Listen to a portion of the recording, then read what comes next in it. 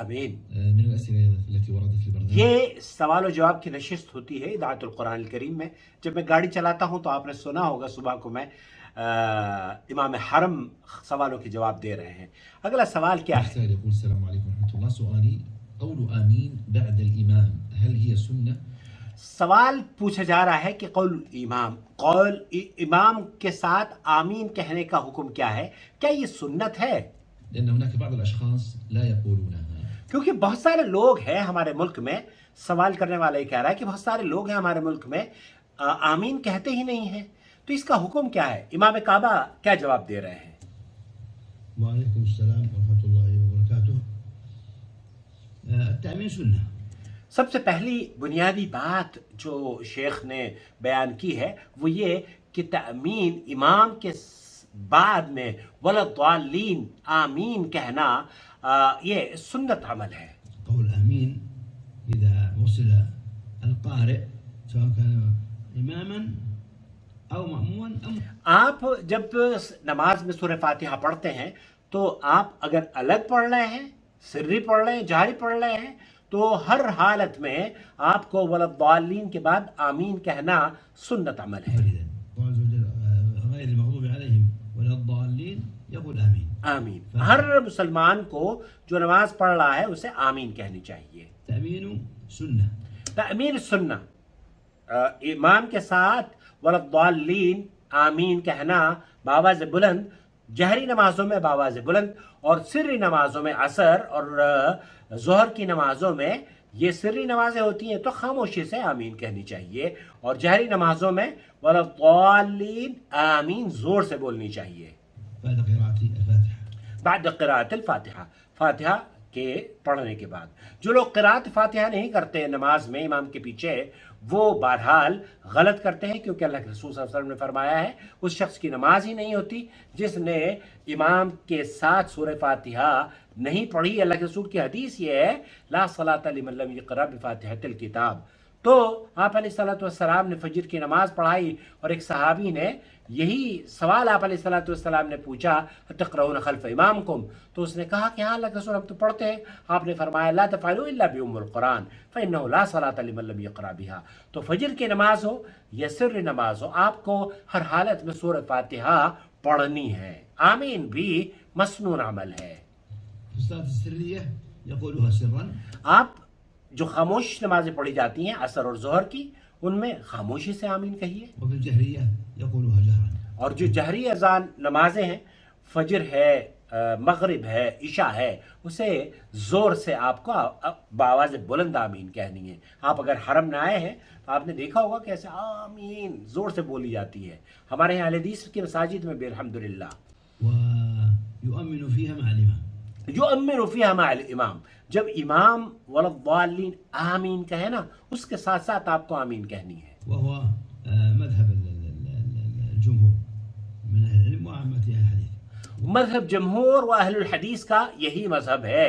شیخ امام کعبہ حفظہ اللہ یہی فرما رہے ہیں. وفي الحديث رضي الله عنه أن النبي صلى الله عليه وسلم یہ قال صحیح بخاری اور مسلم کی روایت ہے. إذا اذا أمن امن الامام الإمام فأمنوا. فامنوا. اگر امام آمین کہے تب پھر آپ آمین کہیں. فإنه من وافق تأمينه تأمين الملائكة غفر له ما تقدم. جو جس کی تأمین آمین کی آواز فرشتوں کی آواز سے مطابقت کھا گئی، موافقت کھا گئی، تو وہ یوں سمجھ لیجئے کہ اللہ رب العالمین نے اس کے سارے گناہ بخش دیے. کتنا اچھا موقع ہے. ہر نماز میں آپ کو 2 3 3 4 4 مرتبہ موقع ملتے ہیں. اللہ اکبر. تقدم من ذنبه. فقوله إذا أمن الإمام واضح أنها الجهرية. واضح انها الجہریہ. تو آپ علیہ الصلوۃ والسلام کا یہ فرمانا کہ جب امام ولضالین کے بعد آمین کہے تو اس کا مطلب یہ ہے کہ ولضالین کے بعد آمین جہری نمازوں میں کہنی سنت عمل ہے، لاؤڈ بلند آواز. كيف نسمع أن الإمام أمن؟ اگر امام آمین نہیں کہے گا تو پھر اللہ کے رسول صلی اللہ علیہ وسلم یہی نہ کہتے کہ اس کے ساتھ امام کی آمین سننے کے بعد آپ کو کہنا ہے.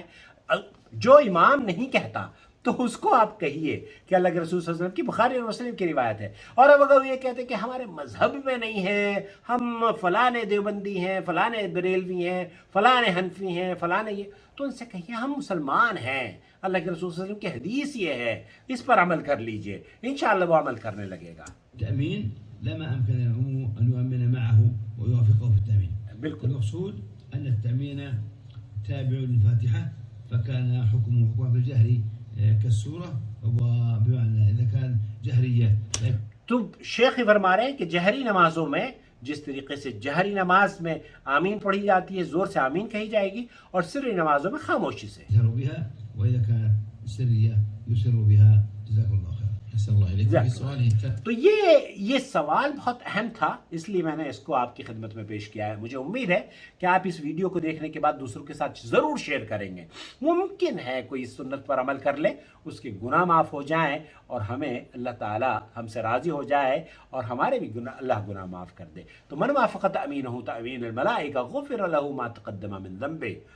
وہ کام کیجئے جس کے اللہ رب العالمین گناہ سارے بخش دیتا ہے. یہ تو بہت ایسی سنت ہے کہ ہر نماز میں آپ جیسے ہی امام کہتا ہے نا وَلَضَّالِّينَ، تو اس کو یہ کہیے. اگر وہ نہیں کہتا نا آمین، تو اس کو کہیے اللہ کے رسول صلی اللہ علیہ وسلم کی صحیح بخاری کی حدیث ہے، صحیح مسلم میں حدیث ہے، تو انشاءاللہ وہ کہنا شروع کر دے گا. اور اگر وہ یہ کہتا ہے آمین، سعودی عرب میں تو سب آمین کہتے ہیں، خلیجی ممالک میں، تو پھر آپ اپنے ملک میں بھی کہلوانا شروع کر دیجئے.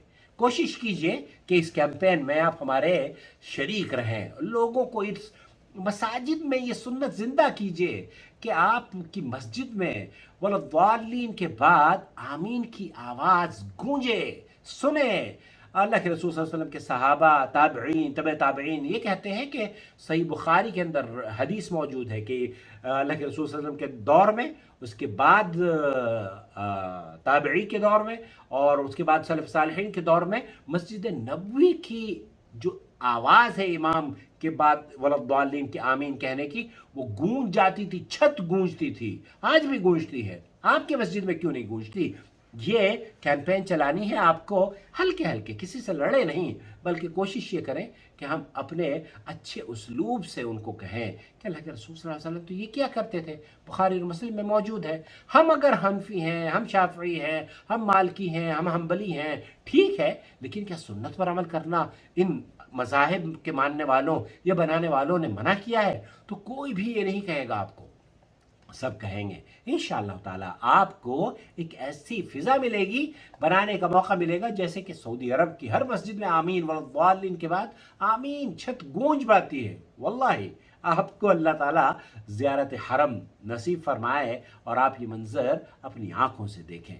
میرا نمبر ہے 0096650468631 شهر رمضان الذي أنزل فيه القرآن هدى للناس وبينات من الهدى والفرقان